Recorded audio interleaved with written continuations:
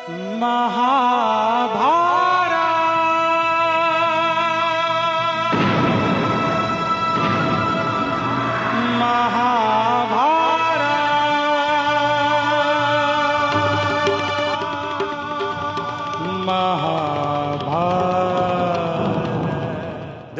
का विवाह गांधार राज की पुत्री गांधारी से किस प्रकार संपन्न हुआ और दुर्योधन व उसके 99 भाइयों का जन्म किस प्रकार से हुआ। नमस्कार, मैं हूं मनीष मणि और आप देख रहे हैं दबंग इंडिया। अगर आपने हमारे YouTube चैनल दबंग इंडिया को अभी तक सब्सक्राइब नहीं किया तो सब्सक्राइब ज़रूर करें। उस समय गांधार राज सुबल की पुत्री गांधारी की चर्चा चारों ओर हो रही थी। उसका कारण भी था। गांधारी ने भगवान शिव की आराधना कर 100 पुत्रों का वरदान प्राप्त किया था।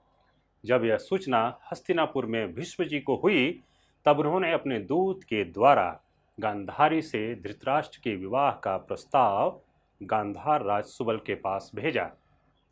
महाराज सुबल इस प्रस्ताव से पहले तो बहुत ही असहज हुए, क्योंकि धृतराष्ट्र जन्म से अंधे थे। लेकिन बहुत सोच विचार कर और धृतराष्ट्र के कुल, वंश और राजसत्ता को देखते हुए अपनी पुत्री गांधारी का विवाह धृतराष्ट्र से करने का निश्चय कर लिया। इस बात की जानकारी जब गांधारी को हुई तब गांधारी ने अपनी आंखों पे कपड़े की पट्टी बांधने का निश्चय किया, ताकि वह भी धृतराष्ट्र की ही भांति अब दुनिया को अपनी मन की आंखों से देख सके। एक दिन हस्तिनापुर में महर्षि वेदव्यास जी पधारे थे। गांधारी के सेवा भाव से प्रसन्न हो व्यास जी ने गांधारी से वरदान मांगने को कहा। गांधारी ने अपने पति धृतराष्ट्र की भांति 100 बलवान पुत्रों का वर मांगा। व्यास जी तथास्तु कह वहां से चले गए।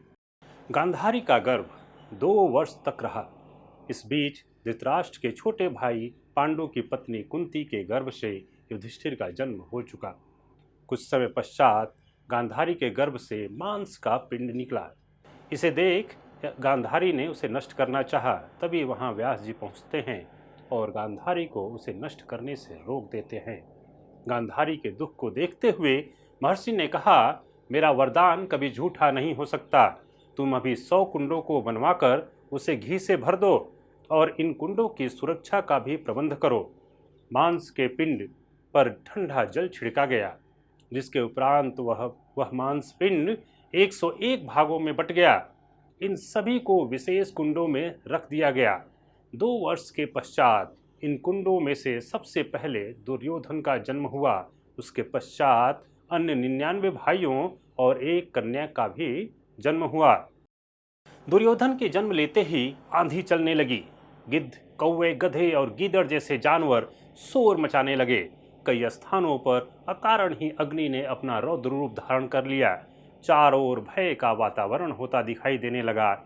यह उपद्रव होता देख कुरुवंशी और श्रेष्ठ ब्राह्मण राजसभा में एकत्र हुए।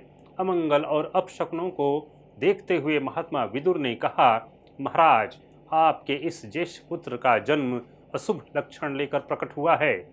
आपका यह पुत्र कुल का नाश करने वाला है, इसलिए आपको अपने इस पुत्र का त्याग कर देना चाहिए।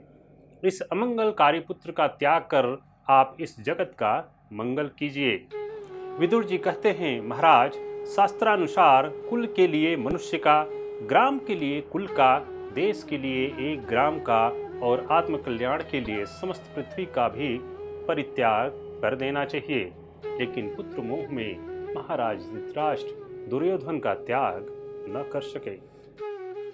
इन 100 पुत्रों के अतिरिक्त धृतराष्ट्र को एक पुत्र और भी था, जो धृतराष्ट्र और वैश्य सेविका से उत्पन्न हुआ था, जो बड़ा ही यशस्वी और विचारशील था।